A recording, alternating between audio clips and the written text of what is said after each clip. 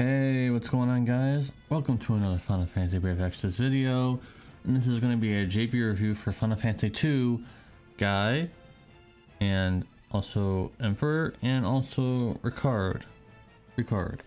So, Guy first, pretty good STMR, 75% human killer, pretty good. 100% HP as well, not tied to anything, and then of course, I think this is only for Final Fantasy 2. I'm pretty sure it's only for Final Fantasy 2, but it could only be for him. 500 flat attack and defense, and also 100% defense true shield wield. And the reason why I say it's pretty much probably for himself is because of the defense true shield wield. So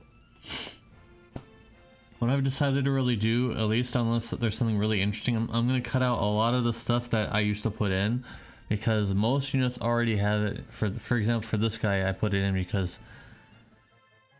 just, I don't know, but I'm not going to be putting in like the chain caps or anything like that much anymore, because most units on the GB version are all copy and pasted, pretty much all the same. They most have all the same passives. So I'm going to be cutting out a lot of that stuff unless it's more interesting, like Barian, who had 600% cap and 400% magic TDH, which is not the norm. So unless that's the norm, I'm not going to be really putting it in anymore. So I'm only going to be really putting in a lot of really interesting things, like for example this cooldown, 99% physical and magical beast mitigation for all allies. It's only one turn, but 99% is really big. That's huge. So if you know, if this was if this was still a game where you did trials often, if there was a beast boss and you knew that this was the turn that he was going to do a big attack, you would use this and then you would take almost nothing. So really interesting cooldown there. Stat buff, physical cover, just basically the same as Celeste's cover, but for physical cover instead of magic. 300% defense true shield wheel, 500% cap, and then you're gonna bother mentioning the LB. So the SLB is a 240 times earth physical damage with defense scaling, 87% attack and magic break, 70% general physical mitigation, and 80% physical beast and human mitigation. Pretty good. So the only con that I can think of is that beast mitigation that we talked about is on a 10 turn cooldown, which is pretty long. But so you'd only use this when you know for sure you're gonna be taking damage. Otherwise, whatever. I think that he's one of the best. I think he's one of the better Neo Vision Awakenings in the game for sure. Considering he's a 3-star and very easily accessible, I'm going to be giving him an 8 out of 10. Unfortunately, I think we can just call this guy the guy that's not going to be ported over to the global side because, well, we already know the memes on that. So considering how good this guy is and considering how good his STMR is in the general sense of things, I'm sure he's not going to be ported over. I'm sure he's going to be skipped. So at least we can look at him on the JP version. He's quite good. He is quite good. 8 out of 10. Next, Ricard. And his STMR is literally power creep for jumpers. So 105 attack, which is already really good. 30 times mod buff for jumps and times jumps, and that's for anyone who wants to equip that. It's not restricted to anything, which is really surprising. And also 50% jump damage, so none of that is restricted to anything. Anyone can equip that. So that's literal power creep. Anyways, the base form 90 times wind tag chaining, and also 450 times tag chaining, and also 130 times mod buff for both LBs. And this is that's a cooldown, of course, because 450 times wind tag gets fixed, but it's still a pretty decently high modifier, and you're also chaining with it. So interesting. Anyways, 100% avian human dragon killer, and also 100% fairy killer. The LB is 24 hit, so wish it was 27, but 24 hit, 170 times mod from physical tag chaining. I guess you don't really need to worry about it because you're just using it by itself, but it is what it is. In the brave ship form, 30% spear and peril, 150 times wind physical jump with 2 turn delay. And the LB provides an 80 times mod buff for 4 turns for the jump. The vision card provides a 40 times mod buff for jumps and times jumps, and that's also not restricted to anything, to my knowledge. I looked at it and it didn't look like it was restricted to anything, so Wow, I mean, jumpers. I mean, King definitely got a lot stronger. You guys think? I think he did. Only 300 times, 300% jump damage to start with in his brave shift form, which is very low, and I think he's just STMR fodder for Kane. In my opinion, I think he's just STMR fodder for Kane. And it's already been calculated with his STMR and Vision card.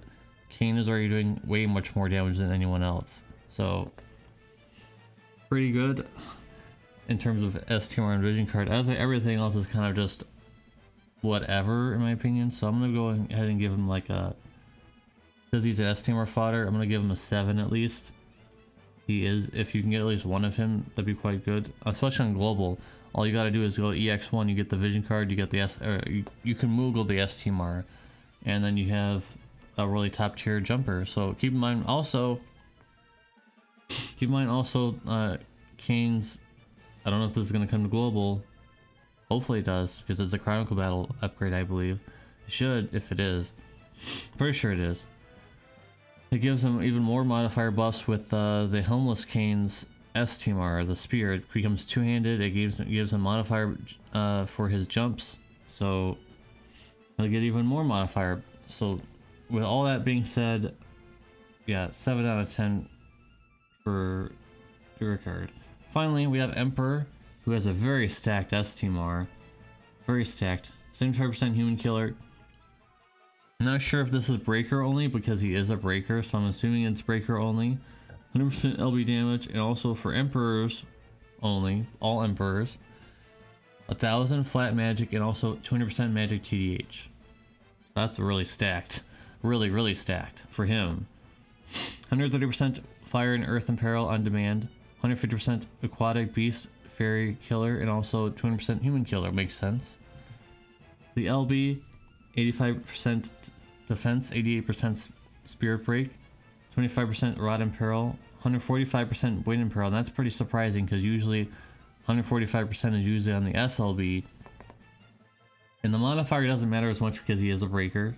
150 times when magic damage, 27 hits. That's the magic number of hits you want to see nowadays. The SLB is 85% attack and magic break, 87% defense break, 89% spirit break, so not quite power creeping lightning. However, he has more than just 90% break. He also has 35% rod and peril. We already have access to that, but he's much better than Realm in terms of team composition. And you're seeing it, 160% wind and peril. Yes, it's on an SLB, but that's really high. That's the highest in peril we've ever seen so far. I'm sure we'll be seeing the same higher in perils eventually, but 160% wind and peril, that's literal power creep.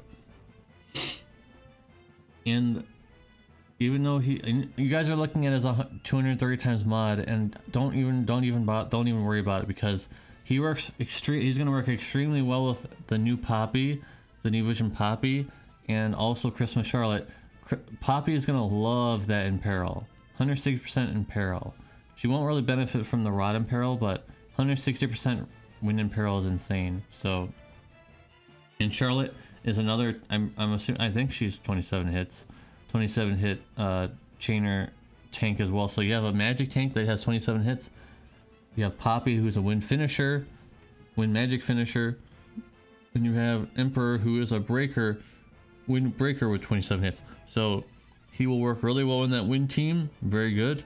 They're starting to make teams that are element based, and I know it's been kind of obvious in terms of finishers, but now they're making more teams. Like for example, Carl and Ish and also Kurosami work really well together, and now we have another team, another trio that works really well together. So very nice. A few cons, not really that big of a deal. Like for example, only 100% LB damage, but you can fill that out. And it's pretty obvious if you go look at Edge's kit and you look at this guy's kit.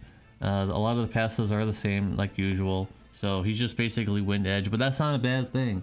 I think Emperor is very good, and it's not only because of the wind and peril. I think the wind and peril is insane, but just because he works with some other units that came out recently, because the Poppy and Charlotte team was kind of missing something. I knew something like this was going to come out eventually, so I'm gonna go ahead and give him a 9 out of 10, and that's not being generous. He earns that score. I think he's quite good. Is he gonna be, you know, knocking it out of the park in terms of magic damage? Not really. But he's not supposed to be. He's not supposed to. He's not meant to. He's a breaker. So keep in mind that, guys. He's a breaker in this version, not a mage. Even though he does do magic damage, his tag is breaker. So keep that in mind. Don't be too worried about the modifiers too much. Definitely worth a pull. Ricard is STMR fodder, and Guy, the guy who will not be ported to global. That is the review, guys. Thank you guys very much for watching. Love you guys who always watch my videos. Appreciate you. Thank you to all the members, or members of my channel. If you want to become a member, click the join button. Thank you guys very much for watching again, and I hope to see you in the next video. Peace.